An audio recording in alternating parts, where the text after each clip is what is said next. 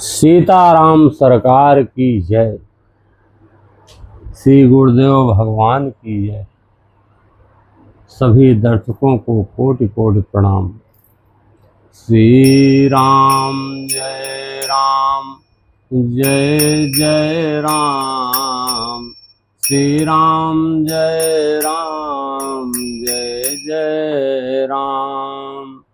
श्री राम जय राम, जय जय राम।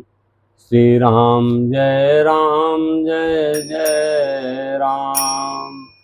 श्री राम जय राम, जय जय राम। श्री राम जय राम, जय जय राम। नारायण नारायण हरि हरि, भजमन नारायण नारायण हरि हरि। श्रीमन नारायण नारायण हरि हरि, श्रीमन नारायण नारायण हरि हरि। हे गोविंद राख शरण अब तो जीवन हारे। हे गोविंद राख शरण अब तो जीवन हारे। हे गोविंद राख शरण अब तो जीवन हारे। हे गोविंद राख शरण अब तो जीवन हारे। हार गुनंदन प्राण परीते, तुम बिन जियत बहुत दिन बीते। हार गुनंदन प्राण परीते, तुम बिन जियत बहुत दिन बीते। नीलांबुज श्यामल कोमलांगम, सीता समारोपित वाम भागम। पाणो महासायक चारु चापम, नमामि रामं रघुवंशनाथम। नमामि रामं रघुवंशनाथम। नीले कमल के समान श्याम और कोमल जिनके अंग हैं, ऐसे भगवान राम के वाम भाग में विराजमान मैया सीता हैं। ऐसे प्रभु को मैं बार बार प्रणाम करता हूँ। ऐसे प्रभु को मैं बार बार प्रणाम करता हूँ। कृष्णाय वासुदेवाय हरे परमात्मने, प्रणत क्लेश नाशाय गोविंदाय नमो नमः। कृष्णाय वासुदेवाय हरे परमात्मने, प्रणत क्लेश नाशाय गोविंदाय नमो नमः। श्री राम जय राम, जय जय राम। श्री राम जय राम, जय जय राम। श्री राम जय राम, जय जय राम। श्री राम जय राम, जय जय राम। आज का विषय जो है भगवान का यश, और भगवान ने जो संतों के बारे में कुछ उपदेश किया है उसके विषय में, और नारद देवर्षि नारद का चरित्र क्या है उसके बारे में पंचम अध्याय और षष्ठम अध्याय में श्रीमद् भागवत में दिया गया है। आप लोग देखेंगे, उसके विषय में कुछ चर्चा आप लोगों से करेंगे। उसके पहले हम कुछ भगवान के नाम के बारे में प्रतिदिन आप लोगों के समक्ष मैं कुछ बातें कहता हूँ, उसको मैं कहना चाहता हूँ। देखिए, 5 इंद्रिय हैं, 5 इंद्रियां हैं और 5 कर्मेंद्रियां हैं। तो ये जो नाक कान है, आपका मुंह है, नाक है, कान है, आँख है, ये सब जो हैं एक एक बहुत ही महत्वपूर्ण इंद्रियां हैं। इनमें से जो कर्णेंद्रिय है, कान से जो सुनते हैं, उसके विषय में आप जब करेंगे, जब कान से हमेशा गलत चीज़ें ही सुनेंगे, ये व्यवहारिक जो जो इस समाज में चल रहा है, वही चीज़ जब सुनेंगे बार बार, तो आपका उद्धार नहीं होगा। जब इस कान से भगवान का नाम बार बार सुनेंगे, भगवान के यश को सुनेंगे, भगवान के कीर्तन को सुनेंगे, तब उससे जो है धीरे धीरे मल समाप्त होगा। आपका जो अंदर मल भरा हुआ है पाप का, वह हमारा आपका सबका तब धीरे धीरे समाप्त होगा। और उसके लिए क्या करना पड़ेगा? कान को इसमें लगाना पड़ेगा। कान को लगाने के लिए क्या करना पड़ेगा कि जो लोग फालतू बातें, आपका फालतू समय आपका जो 24 घंटे है, उसमें से सब काम में बटा हुआ है। ऐसा तो है नहीं कि हमेशा आप फ्री हैं, बहुत सारे समय में आपको काम भी करना है। उसी बीच में आप भगवान का नाम भी जपते रहिए, काम करते रहिए, भगवान का नाम भी जपते रहिए। और एक काम करिए, भगवान का नाम जपते हुए भगवान के नाम को सुनते भी रहिए। चाहे जो हो, मंत्र हो, भगवान का नाम हो, किसी इष्ट का नाम हो, जो आपको अच्छा लगे वह आप कहते रहिए और सुनते रहिए। दोनों काम उसमें करते रहिए, तो धीरे धीरे मन लगने लगेगा। शुरू में मन नहीं लगेगा, शुरू में बहुत ही परेशानी होगी, मन लगेगा नहीं।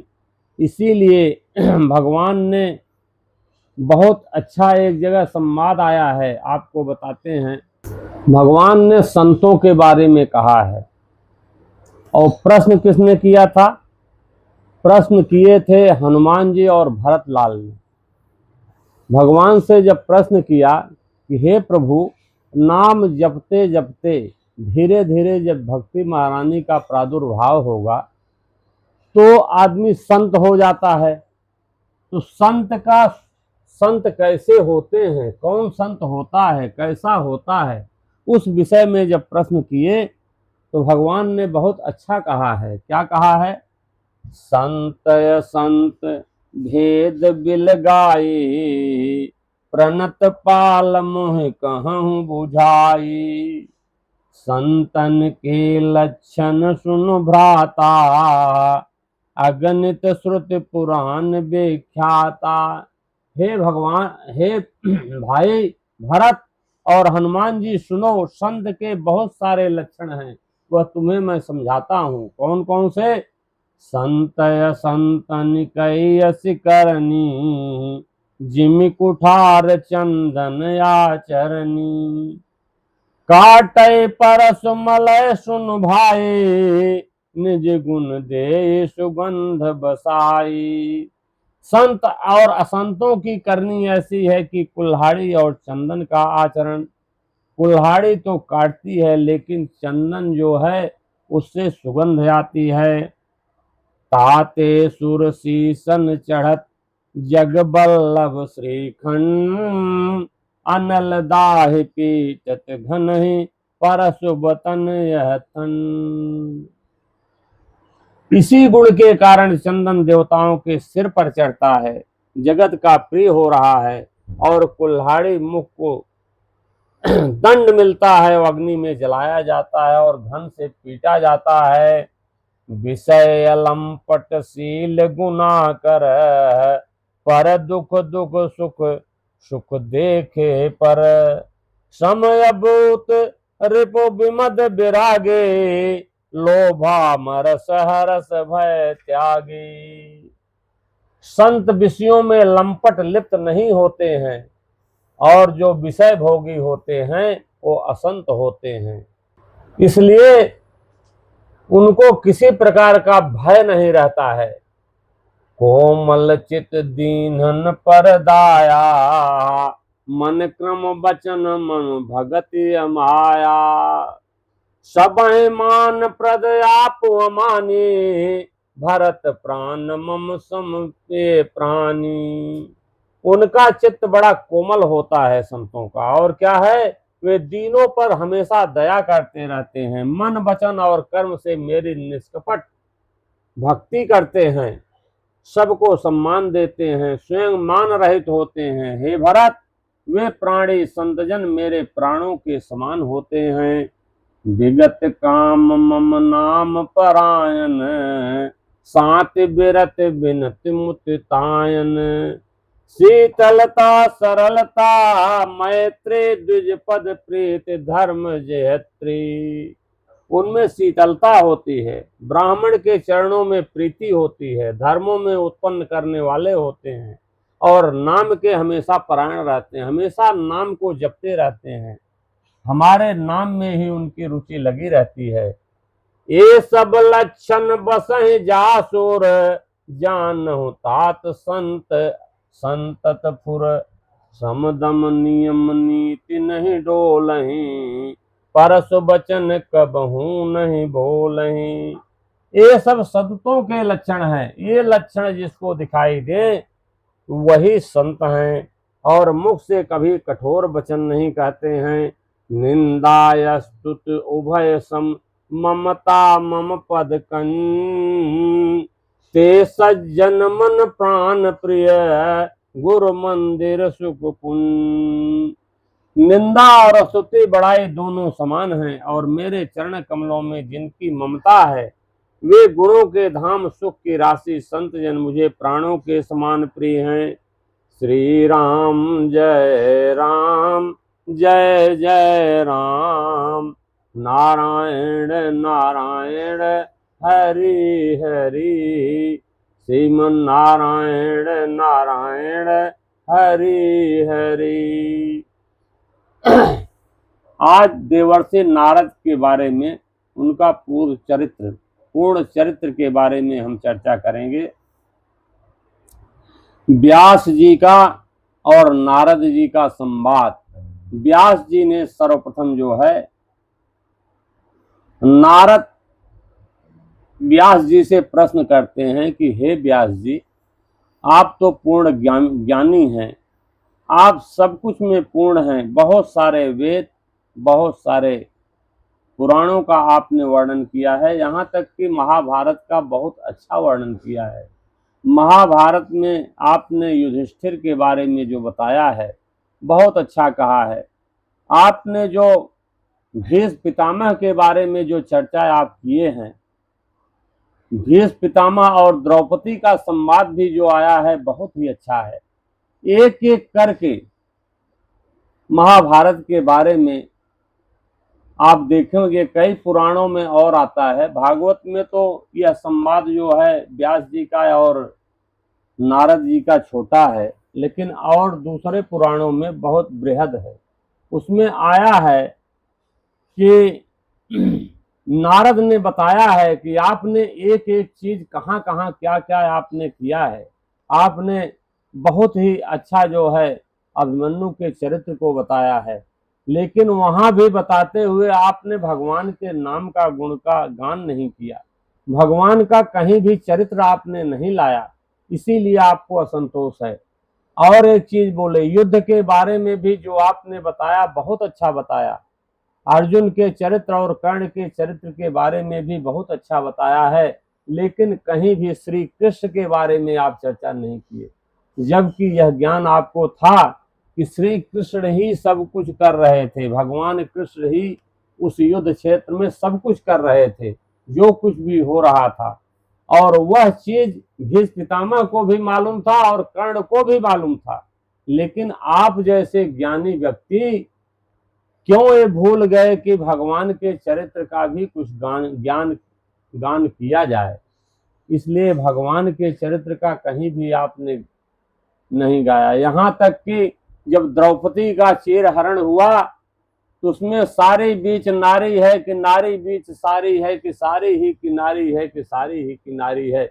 मतलब वहां पर नारी खड़ी है कि सारी है ऐसा दिख ही नहीं रहा था। उस बीच में भी यह क्रिया करने वाला कौन था, उसके विषय में भी आपने कहीं नहीं बोला, कहीं नहीं कुछ नहीं लिखा। प्रभु, ये सब गलतियां जो है आपके मन को बहुत ज्यादा मलिन कर रही हैं।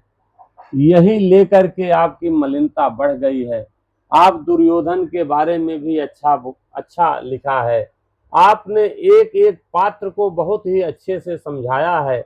लेकिन आपने कहीं भी कृष्ण भगवान का नाम नहीं लिया। इसीलिए आपसे मैं निवेदन करता हूं कि आप एक ऐसा पुराण बनाइए, सबका सार, सब पुराणों का सार बनाइए, और फिर उसमें भगवान के चरित्र का, भगवान के कीर्तन का, भगवान के नाम का, भगवान के गुणों का गान आप करिए। फिर आपका जो ये मन विचलित हो रहा है वो शांत हो जाएगा। यह नारद ने व्यास जी को बताया है, और आपका पुरुषार्थ तो परिपूर्ण है, बहुत ही अच्छा है। फिर व्यास ने एक प्रश्न किया नारद जी से, जो श्रीमद् भागवत में जो हम कहने जा रहे हैं उसमें उन्होंने बहुत अच्छा प्रश्न किया है। क्या किया है? व्यास जी ने कहा, आप तो सर्वयामी हैं प्रभु, सब जगह आप विचरण करते हैं, जैसे सूर्य भगवान चारों दिशाओं में विचरण कर रहे हैं, जहां देखो वहीं, वैसे भी आप भी हैं कि हर जगह, हर लोक में आप कहीं भी आने जाने की छूट है, और सब कुछ आप जानते हैं, सब जगह आप पहुंच जाते हैं। आप यह बताइए कि आपका ये जो जीवन काल है, कैसे ये शक्ति आपको मिली, आपको ये सामर्थ्य जो है ये कहाँ से मिला, यह मुझे बताइए, मैं नहीं समझ पाया। व्यास जी ने प्रश्न किया, किससे? नारद जी से। बहुत अच्छा प्रश्न किए थे। तब नारद जी ने कहा, अच्छा व्यास जी, अब हमारे चरित्र के बारे में सुनना चाहते हैं कि यह सामर्थ्य, यह शक्ति कहाँ से आई, तो मैं आपको संक्षेप में कुछ कह देता हूं। तो नारद ने कहा कि पूर्व जन्म में पिछले कल्प में मैं जन्म लिया। पिछले कल्प में जब मैंने जन्म लिया था तो वेदवादी ब्राह्मण जो थे, जन्म लिया था तो मैं 5 वर्ष का था। उस समय 5 वर्ष का था तो वेदवादी ब्राह्मण जो थे उनके यहाँ मेरी माता जो है ये बर्तन साफ किया करती थी, सेवा भाव करती थी, सेवा भाव का कार्य सब करती थी। और उस समय मेरी उम्र जो थी वो मात्र 5 साल की थी, 5 साल की उम्र थी। और 5 साल की उम्र थी तो मैं भी माँ के साथ ही रहता था। मैं वहां पर खेलता कम था, मैं संतों की वाणी को ज्यादा सुनता था। और एक चीज और करता था मैं, वह क्या कि जो संतों का बच जाता था खाने में वो मैं खा लिया करता था। उससे जो मेरे अंदर जो मलिन था, अनंत जन्मों का जो मलिन पाप था, वो सब नष्ट हो गया धीरे धीरे। उस समय की बात ऐसी थी कि खाने पीने की उतनी व्यवस्था नहीं होती थी, इसलिए जो मैं संतों का छूटा हुआ रहता था उसको जूठा बर्तन में भी लगा रहता था या ऐसे भी रहता था, तो उसको मैं प्रतिदिन भोग के रूप में ले लिया करता था, प्रसाद के रूप में। 5 साल की आयु थी और दासी का मैं पुत्र था। और वर्षा ऋतु में वो लोग चतुर्मास कर रहे थे। उसी वर्षा ऋतु में प्रतिदिन वो सुबह और शाम भगवान के हरि नाम का कीर्तन करते थे, और उस कीर्तन को मैं बहुत अच्छे से सुनता था और उसका मनन भी करता था।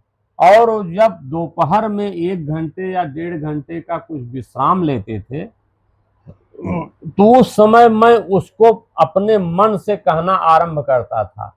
जैसे वो लोग कहते थे वैसे ही अपने मन में मैं भी करने का प्रयत्न करता था। और शाम को जो वो लोग अपना सांस रोक करके तब करते थे और किसी से बोलते नहीं थे, वह क्रिया थोड़ा थोड़ा मैं भी करता था। ये सब क्रिया मैं प्रतिदिन करता रहता था। इससे क्या हुआ? इससे ये हुआ कि धीरे धीरे धीरे धीरे मेरे पाप गलित हो गए और मेरा मन भगवान के चरणों में लगने लगा। जब मेरा मन भगवान के चरणों में लगने लगा तो मुझे बहुत अच्छा लगने लगा। तो कभी कभी ऐसा भी मन करता था कि माँ अगर नहीं होती तो मैं इन संतों के साथ ही चला जाता, ऐसा भी मन कहता था। लेकिन माँ तो थी, इसलिए मुझे ये कष्ट था कि 4 महीना बीत जाएगा, संत लोग कहाँ चले जाएंगे। लेकिन हुआ क्या कि ये माया जो है, माया बहुत ही ठगिन है। वो माया हमेशा उसी में भटकाए रहती है। माया के द्वारा मैं अपने माता के पीछे पीछे भी चलने का कभी कभी प्रयास करता था। तो उससे जो संत कहते थे, जो कीर्तन करते थे, कभी कभी वो छूट भी जाता था। तो जब वो छूटता था तो मुझे कष्ट होता है। यही बात मैं आप लोगों से कह रहा था कि जब धीरे धीरे आप नाम का जप करेंगे तो एक समय ऐसा आएगा कि जब आप किसी दिन नाम जप नहीं करेंगे, भगवान का नाम नहीं लेंगे, तो आपको बहुत कष्ट होगा। और जब कष्ट होगा तो आप सोचेंगे कि आज तो मेरा छूट गया, आज थोड़ा मेरा समय निकल गया, मैं नहीं कर पाया। इसीलिए मैं कभी कभी ये भी कहता हूँ कि काम करते हुए भी नाम लिया जा सकता है। कहीं जा रहे हैं तो नाम ले सकते हैं, ट्रेन में जा रहे हैं तो माला जप सकते हैं। कहीं भी आप जाते जाते समय, आते समय, काम करते समय आप नाम को जप कर सकते हैं। इसीलिए जो है, जब ये सब नारद जी बताए, जब ये सब मैं कर रहा था तो मेरा रजोगुण और तमोगुण ये धीरे धीरे खत्म होने लगा। रजोगुण और तमोगुण जो है इसका नाश हो गया। और जब इसका नाश हो गया तब क्या होता है, ये दोनों जब नाश होता है तो क्या होता है, होता है भक्ति का प्रादुर्भाव। तब भक्ति महारानी का प्रादुर्भाव हो जाता है। फिर भक्ति महारानी आपके अंदर में आने लगती है। भक्ति महारानी को बहुत ही अच्छा लगता है। जब प्रादुर्भाव होता है तो आपका मन हर चीज में फिर बढ़ने लगेगा। आपका कीर्तन करने में मन कहेगा, कभी भगवान का जाप करने में मन कहेगा, कभी उनको गुणों के गाने में मन कहेगा, कभी उनकी पुस्तकें पढ़ने के लिए मन कहेगा। मतलब फिर मन आपका जो है, भक्ति महारानी का जब प्रादुर्भाव होगा तो धीरे धीरे मन आपका भगवान में लग जाएगा। इसके बाद जब चतुर्मास जो है नारद जी बताए संपन्न हो गया, जब चतुर्मास संपन्न हो गया, महात्मा लोग चले गए। जब महात्मा लोग चले गए तो अत सत तो जब महात्मा लोग चले गए तो नारद जी जो है को अत और सत सब देखने की शक्ति आ गई। मतलब अत और सत का मतलब ये हुआ अंदर और बाहर। यह शक्ति किसके वजह से आ गई? भक्ति की वजह से आ गई, भगवान के वजह से आ गए, राम के वजह से आ गई। क्योंकि वो भगवान, देखिए कभी कभी क्या होता है, बहुत सारे लोग मंत्र का जाप करते हैं या भगवान के नाम का जाप करते हैं, किसी भी भगवान के, तो उनको कुछ शक्तियां उत्पन्न हो जाती हैं।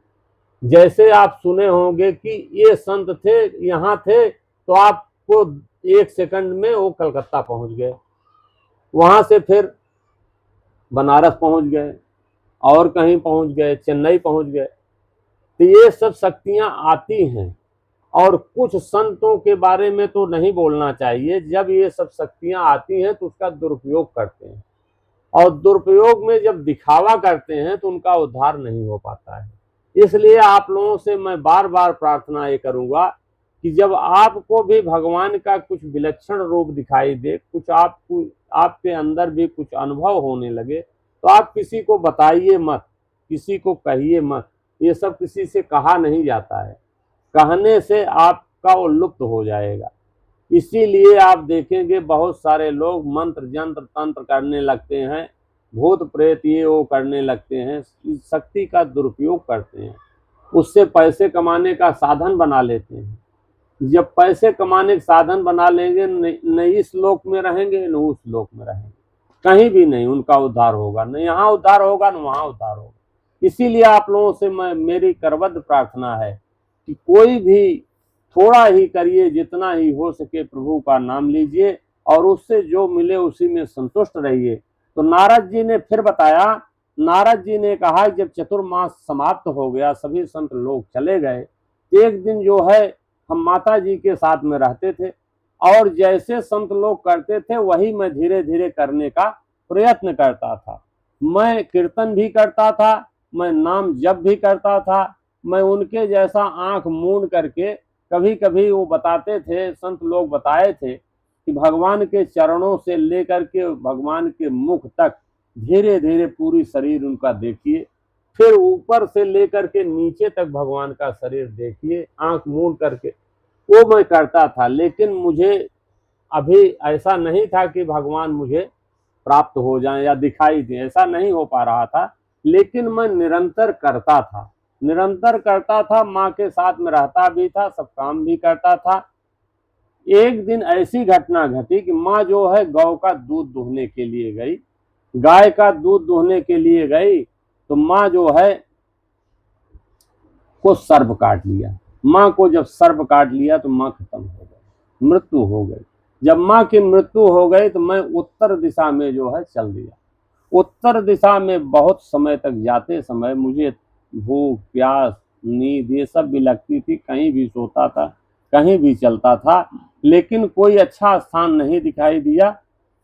एक दिन एक रमणीय स्थान दिखाई दिया, वहां पर पीपल का वृक्ष था, बहुत ही अच्छा वृक्ष था, और वहां एक सुंदर तालाब था, उसमें हमने स्नान किया, पानी पिया। इसके बाद मैं उसी पीपल के वृक्ष के नीचे बैठ गया, और जब वहां पर बैठ गया तो बैठने के बाद भगवान के चरण का हमने ध्यान किया। जब भगवान के चरण का ध्यान किया तो ध्यान करते करते करते करते बहुत सारे समय के बाद मेरे शरीर में एक रोमांच हुआ। उस रोमांच के बाद हमारे आंखों से आंसू निकलने लगी, और तैलवत धारा के रूप में आंसू जो है, इसमें भागवत में तो नहीं, विष्णु पुराण में शायद आया है कि उसमें तैलवत धारा के रूप में एक जल की धार निकली, और नारद जी उस धारा इतनी तेज बह रही थी कि उसी में वो डूब गए, और भगवान में ही डूब गए। उसी समय भगवान का प्रादुर्भाव हुआ अंदर। अंदर जब प्रादुर्भाव हुआ भगवान का तो बहुत खुश हुए, और भगवान को देख रहे हैं और भगवान में ही मग्न हैं। लेकिन वो बहुत समय तक टिका नहीं, थोड़े ही समय के बाद लुप्त हो गया। और जब लुप्त हो गया तब नारद जी बोले कि ये तो प्रभु कहाँ आप चले गए, विक्षिप्त हो गए, और रोने लगे और पुकारने लगे। जब रोने लगे पुकारने लगे तब जो है भगवान ने कहा कि ये तो खेद है, खेद है, खेद है, ऐसा करके खेद है करके भगवान ने कहा कि इस जन्म में तो नहीं, लेकिन बाद में अवश्य ही हम मिलेंगे। इस जन्म में अब मुलाकात नहीं हो सकती है, मेरी स्मृति बनी रही। लेकिन और एक चीज बोले भगवान की, अब हमारे तुम पार्षद हो जाओगे। इसके बाद मद मत्सर, जब भगवान का प्रादुर्भाव अंत में हुआ तो मद और मत्सर सब समाप्त हो गया। कल्प के अंत में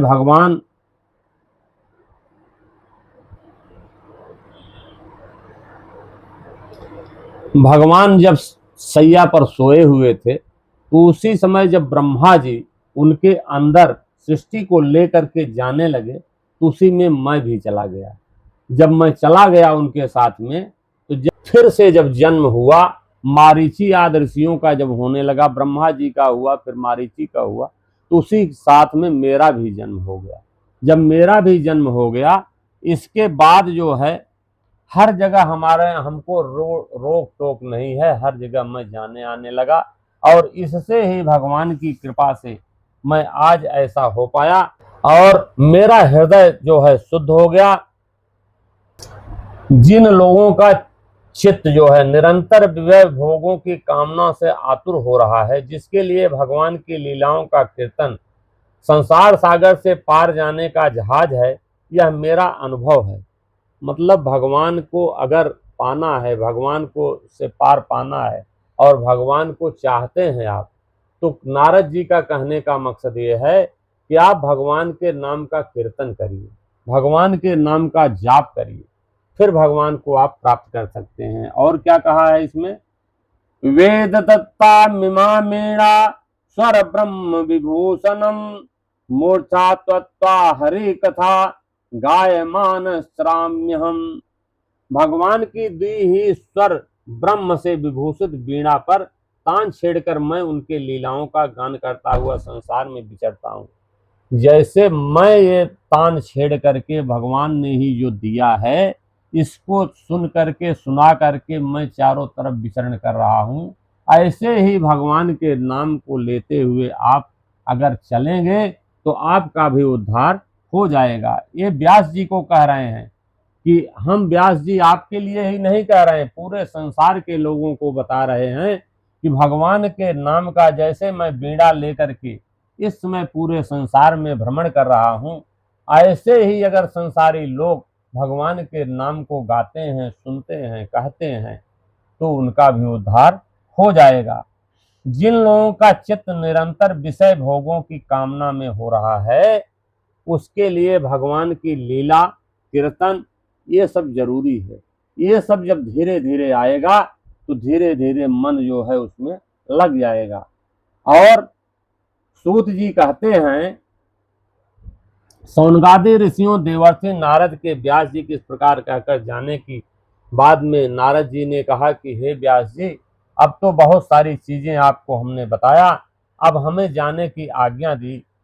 तो व्यास जी ने एक प्रश्न और किया कि हे नारद जी, आप यह बताइए कि आप कहते हैं कि केवल भगवान का नाम लीजिए, भगवान का स्मरण कीजिए, आपने यह नहीं बताया कि आपने भगवान में मन लगाते हुए उनको कैसे देखा। तो नारद ने फिर वही प्रश्न बोला।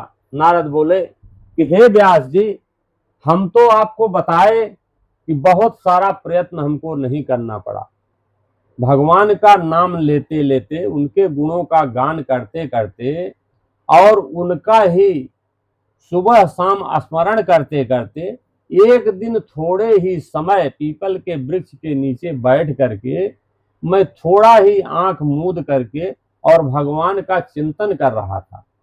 चिंतन करते करते करते करते मुझे पता नहीं चला कि कितना समय लगा। यह मैं आपको नहीं बता सकता हूँ, यह भागवत में भी नहीं है। यह नहीं बता सकता हूँ कि कितना समय लगा भगवान के दर्शन में, लेकिन मैं ये अवश्य बताता हूँ कि अगर भगवान का नाम का आप जाप करेंगे, भगवान का नाम का कीर्तन करेंगे, भगवान का चिंतन करेंगे और आंख मूंद करके भगवान को याद करेंगे कि भगवान के चेहरा देखिए, नाक देखिए, फिर उनका वक्षस्थल देखिए, पेट देखिए, जंघा देखिए, फिर नीचे उनके चरणों को देखिए जहां से गंगा मैया निकली हुई हैं। ये सब करते करते एक नहीं, फिर पैर से लेकर के ऊपर मुख तक भगवान के देखते रहिए। चिंतन करते करते जो है एक समय ऐसा आएगा जैसे मुझे भगवान ने, मैं तो चिंतन कर रहा था अंदर अंदर, तो भगवान का दर्शन हो गया, भगवान प्रकट हो गए मेरे समक्ष। ऐसे ही मैं आप लोगों से निवेदन करता हूँ कि भगवान में आप लोग लगिए, धीरे धीरे चिंतन करते करते ही भगवान का प्रादुर्भाव हो जाएगा और आपकी जो मनोकामना है वो पूर्ण हो जाएगी। श्री राम जय राम, जय जय राम, श्री राम जय राम, जय जय राम, नारायण नारायण हरि हरि, श्रीमन नारायण नारायण हरि।